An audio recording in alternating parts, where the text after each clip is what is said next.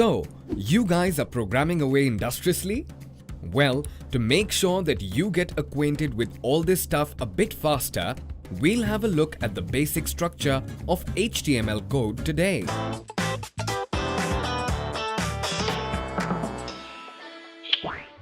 We already had a look at the functions of HTML. However, we still need to discuss the structure of an HTML document. As we know by now, we use so-called tags in HTML.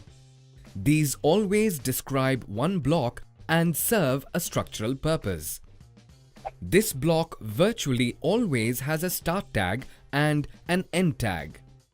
This means that a tag that has been opened needs to be closed again at some point.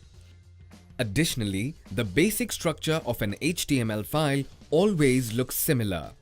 At the beginning, you always find a document type definition. This simply describes what type of a document it is, in this case HTML5. Then, you always need to open an HTML tag.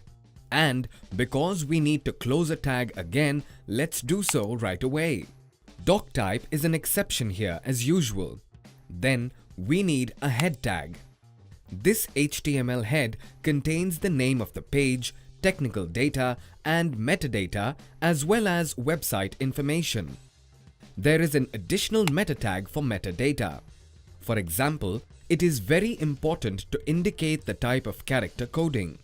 Usually, you can just use UTF-8. This just means that your characters are coded in 8-bit blocks. In HTML, just write meta char set equals UTF-8. The char set is an attribute in the meta tag. You don't need to additionally close the meta tag again.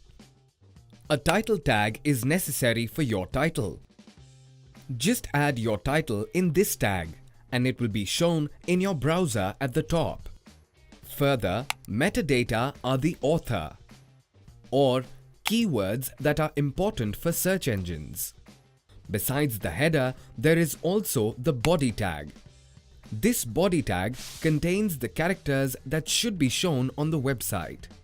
For example, images, text, tables, or links. What exactly these tags are and what visualization possibilities there are, well, that's the subject of the next video. What should you take away from today's video? An HTML document always has a basic structure. Certain areas are always described using tags. The document type is always defined in the beginning. Then you open and close an HTML tag.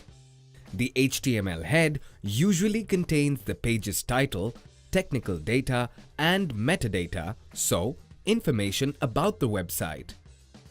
The character coding, author and keywords are defined in meta tags.